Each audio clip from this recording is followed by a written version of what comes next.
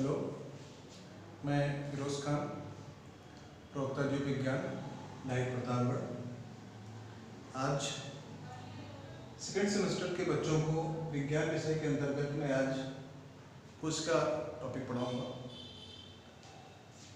सभी बच्चों को पता है कि कोशिका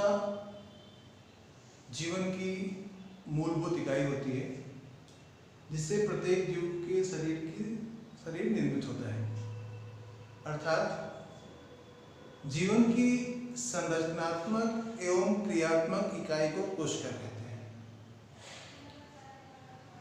सबसे पहले रॉबर्ट हुक नामक वैज्ञानिक ने इस बात को खोजा कि जीव का शरीर किससे बना होता है। इन्होंने 1665 में जब स्वनिर्मित सूक्ष्मदर्शी की सहायता से कार के टुकड़े को देखा तो उसके अंदर इनको छोटे छोटे खंड दिखाई दिए, छोटे छोटे चैम्बर्स दिखाई दिए। उन चैम्बर्स को इन्होंने कोशिका या सेल का नाम दिया। एक्चुअली रॉबर्ट हुक ने मृत कोशिकाओं को खोजा था। बाद में जीवित कोशिकाओं की खोज सर्वप्रथम एंटोनी वॉन लीवेनहॉफ ने किया, जिसको उस समय उन्होंने एनिमल्क्यूल्स कहा था। बाद में इन एनिमल्क्यूल्स के लिए बैक्टीरिया शब्द का प्रयोग हुआ, यानी कि जीवित कोशिकाओं में पहले जो खोजे गए थे बैक्टीरिया, जीवाणु खोजे गए थे, और मृत कोशिकाएं जो वास्तव में रॉबर्ट हुक देखे थे वो कॉर की कोशिकाएं थी, मृत। तो इस तरह से कोशिका की खोज की जब बात आती है तो रॉबर्ट हुक, लेकिन अगर कोई ये पूछता है कि जीवित कोशिकाओं की खोज किसने किया था, तो आपका उत्तर होगा एंटोनी वॉन लीवेनहॉफ। उन्होंने वास्तव में बैक्टीरिया खोजा था और उसको एनिमल्क्यूल उस समय कहा था उन्होंने। रॉबर्ट हुक ने जो भी अपनी सूक्ष्मदर्शी की सहायता से देखा कॉर के टुकड़े के अंदर, उसको वर्णन करने के लिए एक पुस्तक लिखा, माइक्रोग्राफिया। इस पुस्तक में उन्होंने कोशिका के संबंध में जो भी बातें को ज्ञात हुई उस समय, उन्होंने उसमें उसका वर्णन किया है।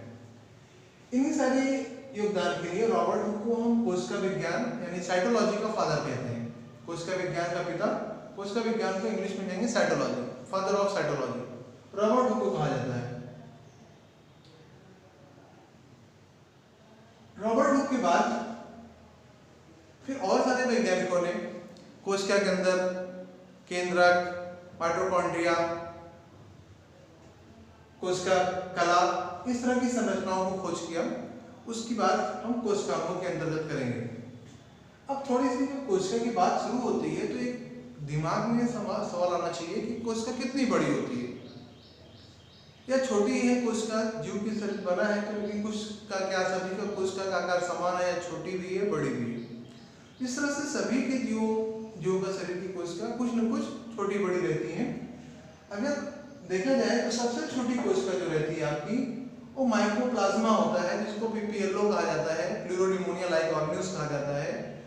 ये एक कोशिकी प्रोकैरियोटिक जीव होते हैं, आपको पता है। ये सबसे छोटी कोशिका होती है माइकोप्लाज्मा यानी कि पीपीएलओ।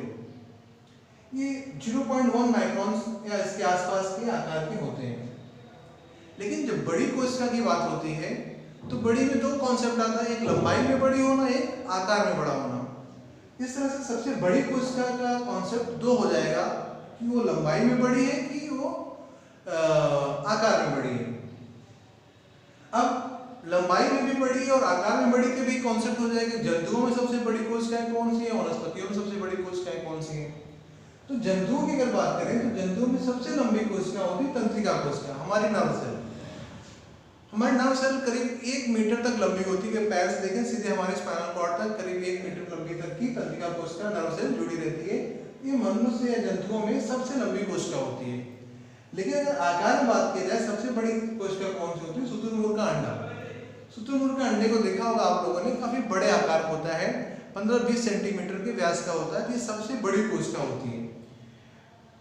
ऐसे ही वनस्पतियों में अगर बड़ी कोशिका की बात करें तो लंबाई में बात करें कोशिका हो सकती है, तो आकार में तो लंबाई में सबसे बड़ी कोशिका होती है बोहेमेरिया की तंतु कोशिकाएं होती है। बोहेमेरिया आपका पौधा होता है, उसकी फ्लोएम की जो सेल्स होती हैं, तंतु कोशिकाएं, वो सबसे लंबी होती हैं। और आकार में बड़ी किया जाए, लंबाई चौड़ाई के हिसाब से दोनों से बात किया जाए, स्टेबिलिटी जो शैवाल होता है, इसकी कोशिकाएं सबसे बड़े आकार की होती हैं। जब कोशिका की खोज हो गई, इस तरह कोशिका के बारे में कुछ कॉन्सेप्ट डेवलप हो गया, तो फिर सबसे पहले आपके स्लाइडेन और शॉन, दो वैज्ञानिक हैं, इन्होंने कोशिका सिद्धांत प्रस्तुत किया। इन्होंने कोशिका सिद्धांत के अंतर्गत क्या कहा कि प्रत्येक जीव कोशिका नामक सूक्ष्म इकाई से मिलकर बना होता है, और दूसरी बात क्या कहा कि प्रत्येक जीवों की क्रियाएं उनकी कोशिकाओं के अंदर होने वाली क्रियाओं का परिणाम होता है। कि जो भी सजीवों के अंदर क्रियाएं होती हैं वास्तव में उनकी कोशिकाओं के अंदर होते रहते हैं, और उसी परिणाम के फलस्वरूप जो है वो क्रियाएं होती हैं। जैसे कहने का मतलब हम गति कर रहे हैं, तो गति कर रहे हैं तो अभी हमें लग रहा है कि हमारे हाथ पैर जो है हिल रहे हैं, इसकी सहायता से हम लोग चल रहे हैं, लेकिन हाथ या पैर किसके बने हैं? वास्तव में हमारे कोशिकाओं से बने हैं। ऐसे ही अगर हमें लगता है पाचन हमारा आमाशय कर रहा है, लेकिन आमाशय किसका बना हुआ है? वो भी कोशिका का ही बना है। इस तरह से जहां भी जो क्रियाएं हो रही है, जैसे हमें लग रहा है कि हृदय करके हमारा हृदय कर रहा है, लेकिन हृदय किसका बना हुआ है? कोशिकाओं से बना है। तो उसमें जो क्रमाकुंचन की क्रियाएं हो रही है वास्तव में कोशिकाओं की क्रियाओं के परिणाम है। इस तरह से इन्होंने स्लाइडन और शॉन ने सेल थ्योरी या कोशिका सिद्धांत दिया था। तो उन्होंने वास्तव में अलग अलग दिया था, लेकिन उसको एक साथ मिला के हम कोशिका, दोनों की बातें कैसी थी। ये स्लाइडन जो थे वनस्पतियों पे काम करके बताए थे, और शॉन जो थे जंतुओं पे काम करके बताए थे, लेकिन दोनों को कॉन्सेप्ट एक जैसा, इसलिए इसको मिला के एक साथ जो है स्लाइडन और शॉन ने सेल थ्योरी दिया, ऐसा कहा जाता है। इसके बाद एक साइंटिस्ट और थे आपके रॉबर्ट विर्को।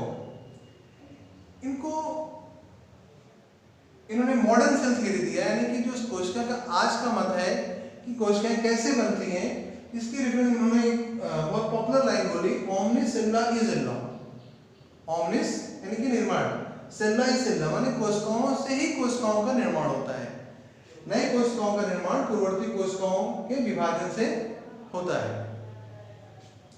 इस तरह से कोशिका की जब बात हो जाती है तो फिर सवाल अगला आता है कि कोशिकाओं के प्रकार। कोशिकाएं मुख्यतः दो प्रकार की होती हैं, एक होती है प्रोकैरियोटिक कोशिका और एक होती है यूकैरियोटिक कोशिका।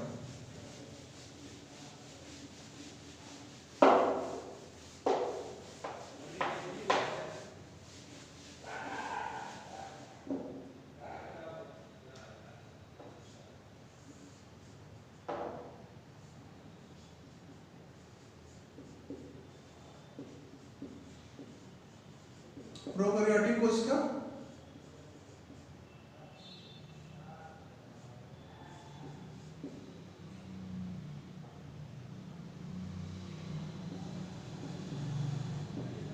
और यूकैरियोटिक कोशिका।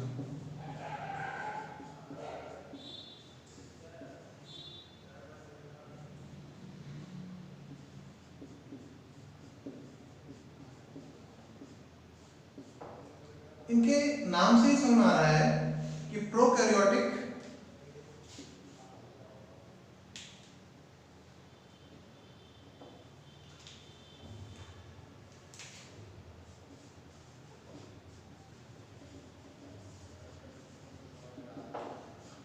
देख रहे हैं हम लोग, दो टर्म से मिलकर बना हुआ है। प्रो मीन्स हो जाता है आपका प्रिमिटिव,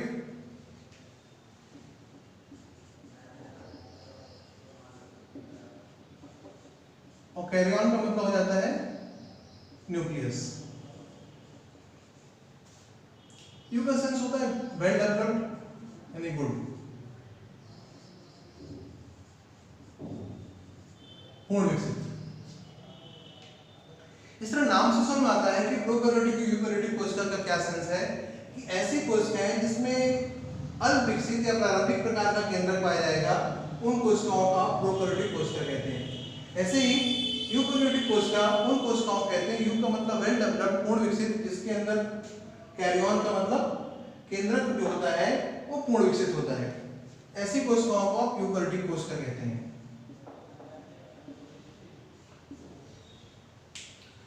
प्रोकैरियोटिक कोशिकाएं आपके मुख्य रूप से जीवाणुओं में,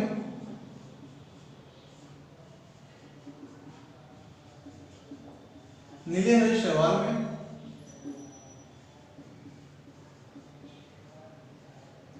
उसको आप नॉर्मली ब्लू ग्रेन एल्गी कहते हैं। इनमें माइकोप्लाज्मा,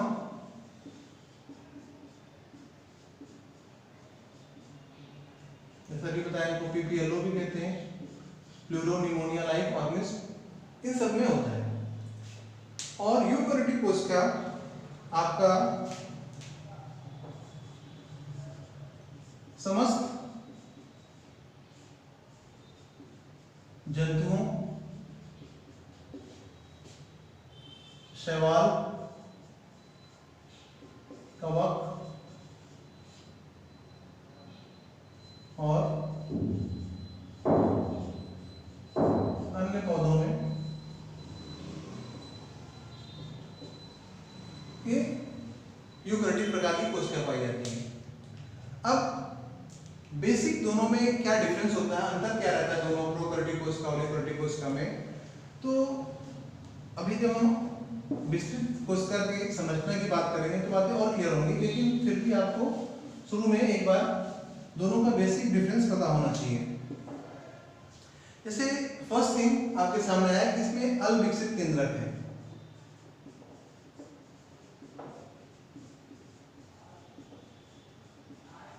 तो यहां पर क्या है आपका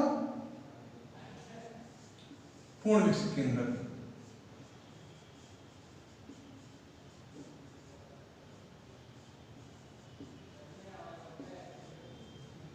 एक बेसिक डिफरेंस है जो नाम से ही इसके दोनों के अंतर क्लियर हो जाता है। दूसरा एक बहुत कॉमन डिफरेंस आप जानते हैं कि जो प्रोकैरियोटिक कोशिका होती है इनमें केंद्रक द्रव्य और जीव द्रव्य एक समान होते हैं, यानी कि अलग अलग नहीं होते। लेकिन यहां पर जो आपका केंद्रक द्रव्य और जीव द्रव्य होता है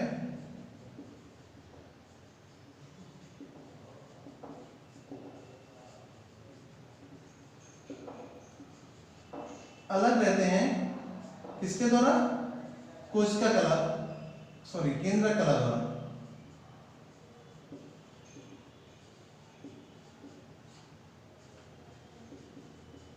यानी केंद्रक कला जो होता है यूकैरियोटिक कोशिकाओं में केंद्रक द्रव्य और जीव द्रव्य को अलग कर देता है, इनके बीच में केंद्रक कला उपस्थित रहती है।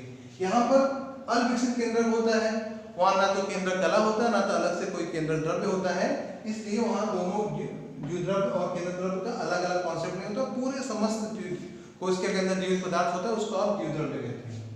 ऐसे आपने पढ़ा है कि जो प्रोकैरियोटिक कोशिकाएं होती हैं इसमें जो राइबोसोम होते हैं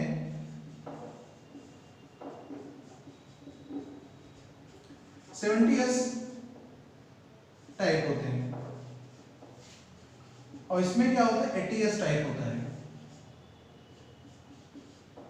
अभी अब आगे राइबोसोम पढ़ते तो आपको और क्लियर करेंगे 70S 80S का क्या कॉन्सेप्ट है, लेकिन ये आपको पता है कि प्रोकैरियोटिक कोशिकाओं में राइबोसोम जो होता है 70S प्रकार का होता है, यूकैरियोटिक कोशिकाओं में राइबोसोम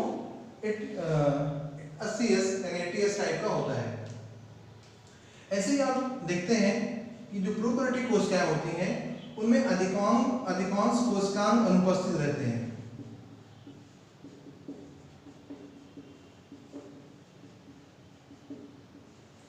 अनुपस्थित।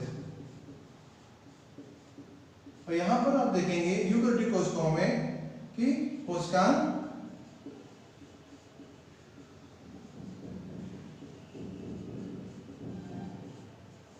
उपस्थित होते हैं। इस प्रकार से प्रोकैरियोटिक और यूकैरियोटिक कोशिकाओं में बेसिक अंतर आपको पता रहना चाहिए। जब हम यूकैरियोटिक कोशिका की बात करते हैं, प्रोकैरियोटिक कोशिका का विस्तृत अध्ययन करते हैं हम लोग जीवाणुओं में मेनली करते हैं, उसी जीवाणु के अध्ययन के साथ साथ प्रोकैरियोटिक कोशिका पूरा क्लियर हो जाती है।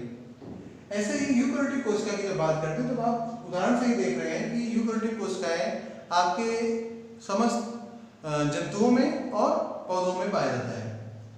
अब जैसे यूकैरियोटिक कोशिका दो जगह पाई जा रही है, जंतुओं में और वनस्पतियों में, इसी से समझ में आ रहा है कि जंतु और वनस्पति कोशिका में भी कुछ अंतर हो सकता है।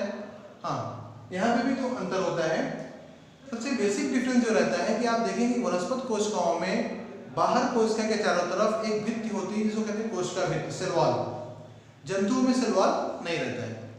इसी प्रकार से पौधों में या वनस्पति कोशिकाओं में आप देखेंगे कि उनमें लवक, अधिकांश कोशिकाओं में लवक होता है, क्लोरोफिल होता है, जिसकी वजह से पत्तियां हरी होती हैं।